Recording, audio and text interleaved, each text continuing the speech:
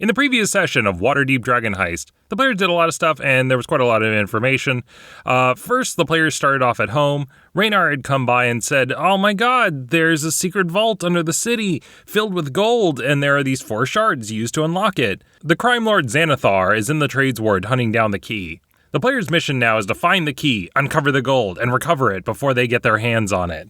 Other updates, they hunted down the spy in the castle ward, who turned out to be a horse, and Tuff shot at her cart with a crossbow, and then got arrested, so now he has to go to a hearing tomorrow. Then they went to the trades ward, fought some Xanathar agents, and barely escaped from them, went to the Temple of Azuth, got caught in a trap by Manchun, but escaped, because there were 3 copies of them all fighting amongst themselves, and fled. However, Xanathar was secretly waiting outside for them. In this new session of Waterdeep Dragon Heist, we have a new player to introduce. This character is Valiant, or Val for short. The pitch for this character was that he was based off of Courage the Cowardly Dog. Despite the fact that he wanted to live in a quiet, non-adventurous life, he had a knack for getting into trouble. Valiant was bound to an angel, who would force him down his supposed destiny, whether he wanted to or not. Val had just come to Waterdeep, after having been thrown between one bad situation and another. He remarked on how safe the city was, far out of the way of any wars, a civilized region with police and guards and high stone walls. This, surely, was the safest place in the entire Sword Coast, he cheerily remarked to himself, where nothing bad could possibly happen to him. While the Aasimar Druid was happily humming to himself and carrying some grocery bags back from the store, today he had a perfectly normal, not scary day. Earlier, a bird had landed next to him and flapped its wings a little too close to his head and spooked him a bit. He didn't seem to notice where he was going. The route that he was taking now just happened to be the secret route, which unlocked the Temple of Azuth. When he got to the end, he finally noticed the temple there, which he hadn't remembered being there before. Why hadn't he noticed that earlier? It seems like something he would notice, a building or a temple no less, just appearing out of thin air. Well, whatever. It wasn't his problem. He had a list of 3 things he never wanted to encounter. 1 was scary, 2 was dangerous, and 3 was magical shenanigans. And that temple appearing out of nowhere was something he would definitely describe as magical shenanigans. As he tried to leave, he noticed the shadow of a massive beholder, flanked by several thugs. If there was something he hated worse than being scary or dangerous, it was something that was both scary and dangerous. "Oh, no you don't," he said to himself. "That angel probably wants me to go down there, where it's scary, but you can't make me do that. I'm going into the temple, where it's safe, whether you want me to or not."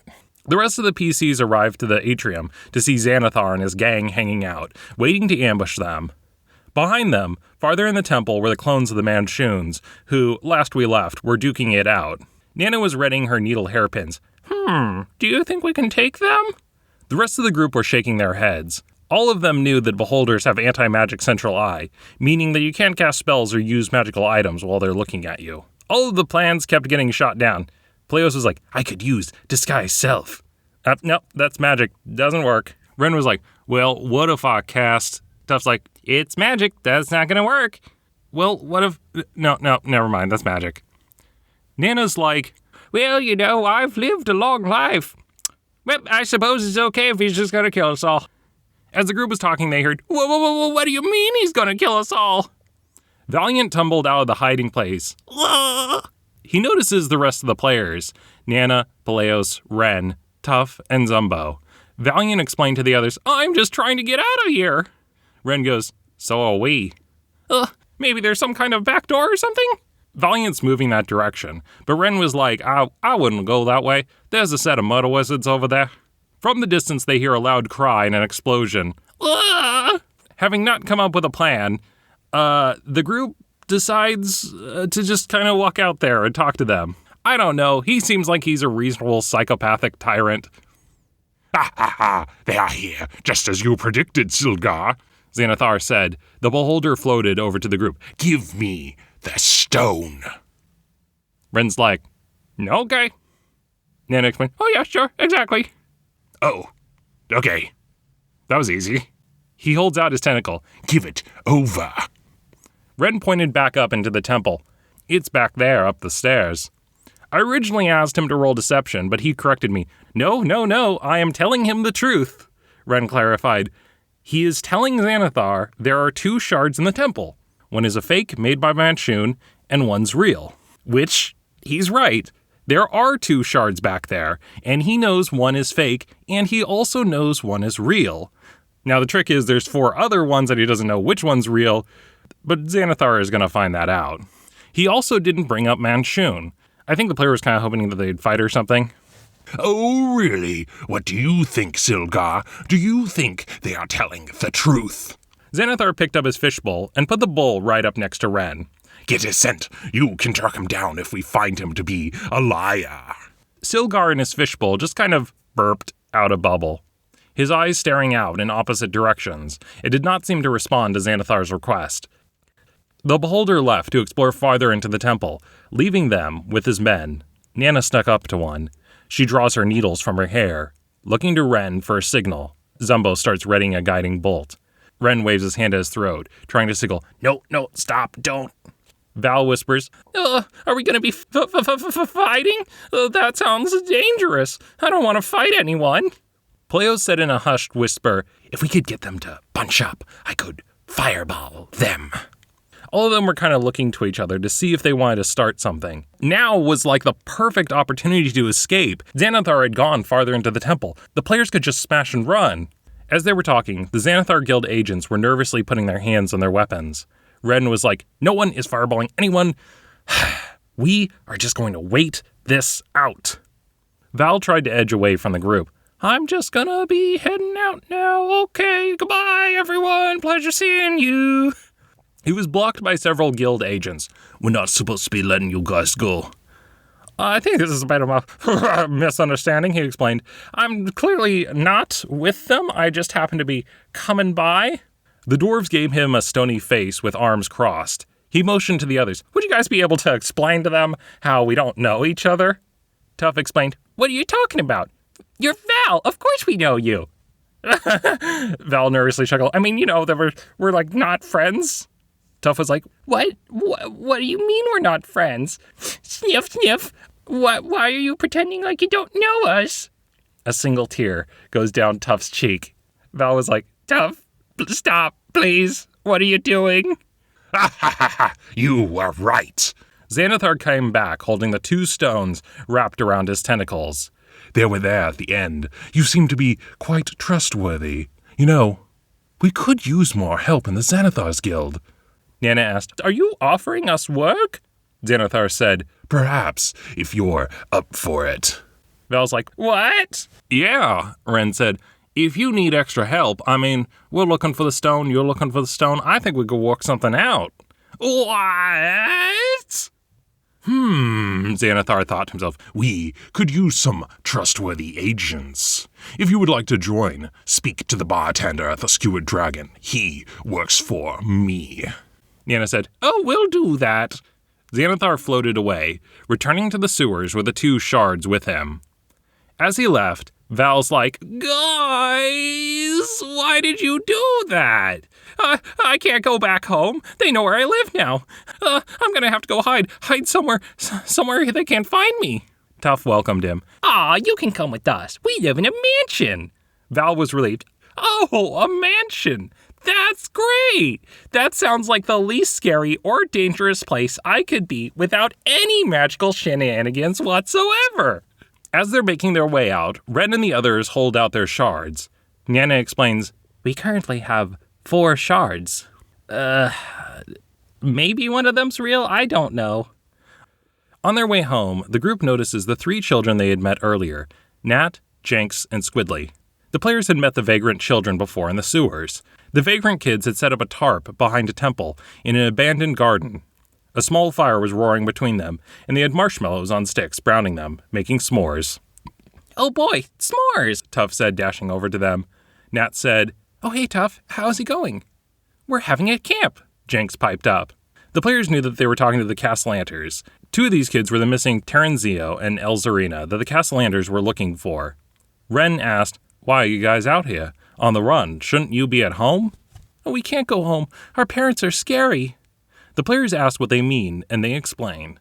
Nat, or Elzarina, explained, Well, several months ago, our older brother, Osvaldo, was starting to be mean. bullying us, bullying the servants. His skin started to become more pale, and eyes bloodshot. He looked different. Our parents said he was just going through a phase. They said that he needed special doctors and was sent away. When we asked when he'd be sent back, our parents said that they didn't know. It might take a long time. Then, one night, when I was bored and sneaking around the house, I heard sounds from the basement. We were never allowed to go down there, but this time the door was unlocked and open. I went down there. I saw the blood. I saw the chains. I saw my Osvaldo being tortured. They were keeping him locked down there. He was begging to be set free, but I couldn't. I fled back up to my twin brother's room. We grabbed whatever we could and fled out of the manor. That's why we're training to be big-time adventurers, Terenzio said, squeezing an owlbear teddy closer. That way, we can go back and rescue him. Tuff's like, "Dwah, that's so sad." He then moves in next to them and gives the group a massive hug. The players made a decision. Nana explained, "Why don't you, dearest, stay with us for a while? We've got a big house. It'll keep you off the street." Nat looked to Jenks, who said, "It has been getting colder and colder at night." They agreed. The players helped them pack up their stuff and stuff it into their bags. Tuff was talking to them. "This is going to be so great. We're going to be able to stay up late as you want, but not too late," he said with a serious face, "and tell ghost stories and drink hot chocolate. We could get whipped cream." As they got closer to the manor, Val seemed concerned. Guys, where are we going? There's just a bunch of abandoned buildings over here." "No, this is where we live." He looked over to the decrepit manor, and the horrified truth dawned on him. A raven on a dead tree next to it goes, "Caw, caw," and takes off. As he entered, he's like, "Well, at least it's not like, haunted or something." As he says that, he feels a hand on his shoulder and a whisper in his ear. A shiver rolls down his spine. Wren explained, "Oh yeah, it's definitely haunted." The kids didn't seem to be paying attention. They rushed past going, "Yay!" and ran around exploring. Nana shouted, "You dearies, be careful! Just leave the ghost alone, and if you hear bumping, run in the opposite direction." "Okay," they said, dashing up the stairs. Squidly was like, "Wow, there's going to be a great view from up at the top. I'll race you there," Nat said, dashing up. Val asked, it's not like someone's going to kill us in our sleep or something. Like, he's a friendly ghost, isn't he?" Tuff thought about it. "Well, there is a lot of blood everywhere. Sometimes we do see arrows in the walls and hear screams, so maybe?" Nana explained, "Well, if you think about it, you don't have to be afraid of dying in your sleep, because if it happens, you'll never know, and at least you'd have company." Val's like, "If I die, I'm haunting you guys, I promise." The players were like, "Okay, he's feeling like he doesn't fit in here. We want him to feel warm and welcome. What can we do to make him feel at home?" Tuff had an idea. "Don't worry, it's fine. We'll give you your own room." The other players gave him the master bedroom, with the long Gothic windows and paintings that followed him around. "Don't worry," they said. "We'll let you have this entire place to yourself. Night-night," and slammed the door behind him.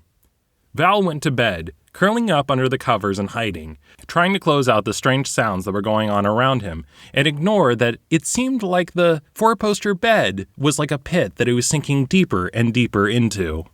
While Val was panicking, we cut over to Wren's room, where he lays out the 4 shards. "Okay, I'm gonna have to cast Identify on the 4 shards. Do I know which one's the real one and which one's the fake?" I, as the GM, asked Wren to roll a d6. Xanathar has 2 of the shards. You have 4. If you roll a 1 to 4, the real one is among the ones you have. If you roll a 5 or 6, it is in the clutches of Xanathar. He rolls. Well, conveniently, the first one you check is the real one, and the others are fake. After a certain time, the fake ones are going to explode into a noxious cloud going, "You have been fooled by Manchun!" Wren takes the fake ones and buries them so that way, sometime in the night, there's a little poof as they detonate under the ground, and a small whiff of noxious fumes. We cut back over to Val, who's rolling around on his bed. He has 2 pillows over his ears, and the covers pulled up to his face. He hears a scream down the hall. The 3 kids rush over to Val's room. "Can we sleep in here?" Yeah, sure." They bring in their bedrolls and curl up at the foot of his bed. Later into the night, there's a clap of thunder, a flash of lightning, the pitter-patter of rain. the house creaking and groaning, crying out with each flutter. Val gets woken up when he feels the presence of the house watching him. Val turns into a rat, rolling up in the bed, crying the blankets. Why did I think this was a good idea? Why did I think it was a good idea? Why did I think it was a good idea? He pokes his little nose out from the blankets. In the doorway was a dark shadow and the outline of a person crawling on the ground. Several long arrows stuck out from his body. The shadow left the doorway, leaving behind it a trail of blood. Hello, Mr. Ghost. Why are you here? It's late. Shouldn't you be asleep? Val left the bed and went to the doorway, smelling the very real metallic blood smell. At the other side of the hall, toward the reading room, he noticed that the blood was pooling up near a crack of the ground. He went over to where it was draining into. As he did that, the blood vanished. In between the cracks, he noticed that there was something there. Val turned back to normal, reached down, and pulled it out.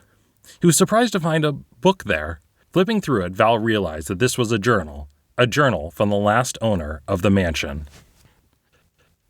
The next day, the group pored over the journal, reading through it. Apparently, the previous owner's name was Liff. He had bought this place to renovate and improve it to the manor and to the bustling tavern.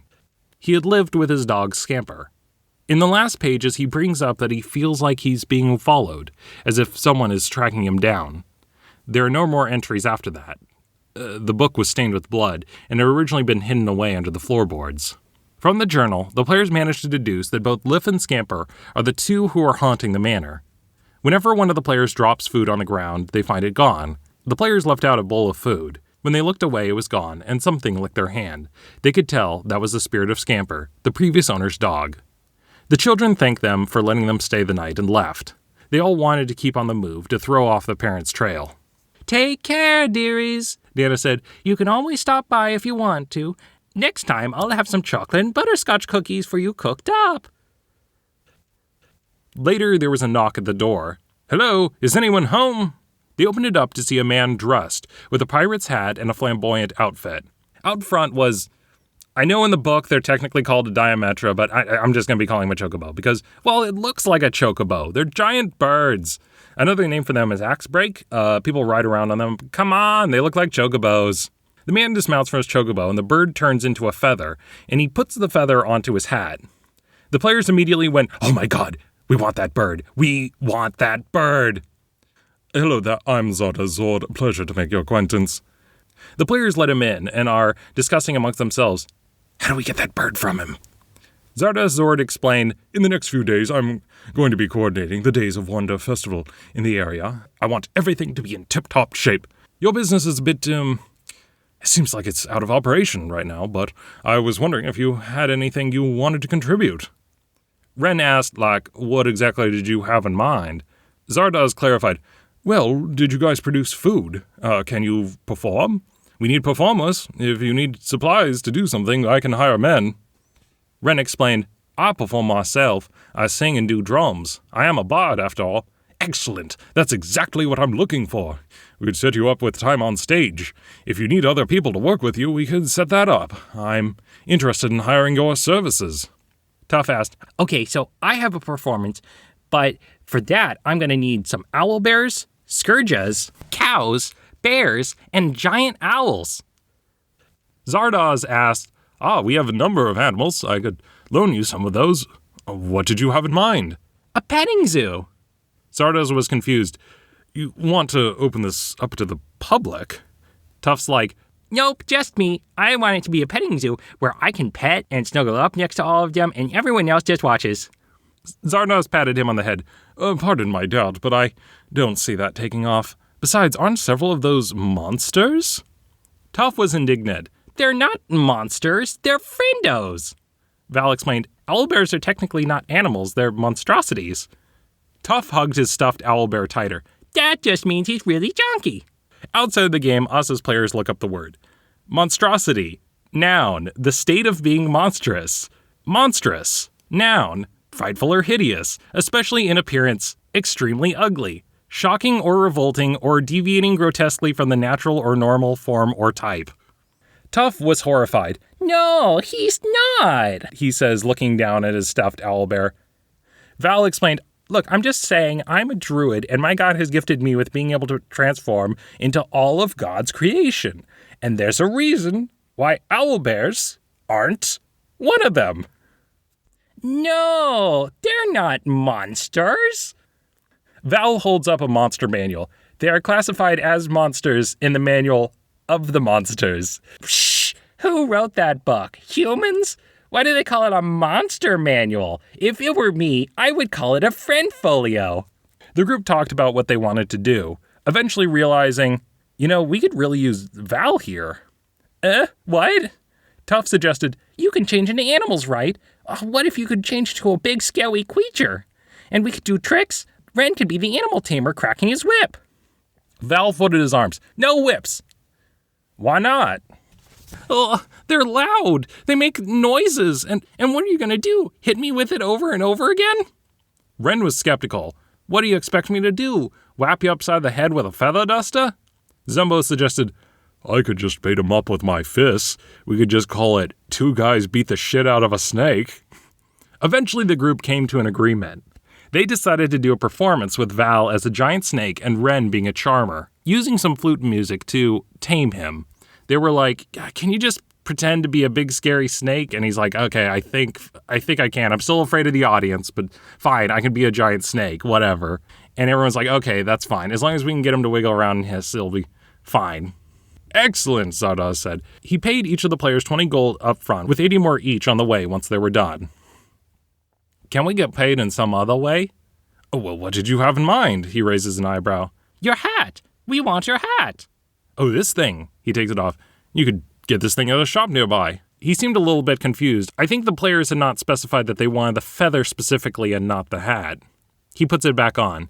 You just need to perform for 2 hours, and then you can do whatever you want at the fair at your leisure. Fair is going to be in 3 days. As he leaves, Captain Zord pulls the feather off his hat, throws it. There's a poof as the chocobo appears again. He then goes, tally-ho, and is off. Nana's like, we need to get that bird. After him, their morning wasn't totally over. A set of guards rolled up to the front and came pounding on the door with their loud knocks. We're here to bring Tuff time to justice. This is to answer for your crimes. Tuff asked, what did I do? They remind him that yesterday he chased down a horse and shot a cart. He needs to stand before a judge and be tried. Wait, don't I get a phone call? You can't arrest me. Isn't that perjury? Tuff was just saying random legal mumbo-jumbo to see if it worked. They grabbed him by the shoulders and hauled him away. The group went to the impressive courthouse with Roman architecture, sets of stone stairs and vaulted ceiling where he was harangued by Judge Corliss Thane. Next on the docket is Tuff. Tuff time. Tuff stood before him. In the back of the courthouse was the party, causing a scene in public, firing at people in crowded streets. That's not what happened. Silence! Judge Corliss Thane said, slamming his gavel down. I already know what happened. I've seen it time after time again. You gnomes are such troublemakers. You think you can throw spells around willy-nilly. Such irresponsibility. It says in the report that you were there with your adventuring party. Where are they? Tuff pointed to the back of the courthouse. Val went, not me. I wasn't with them. He turned into a mouse and curled up into a ball underneath the seating area. The judge scoffed, not a huge fan of interspecies mingling. I've heard of these adventuring parties with those group sex orgies that you have.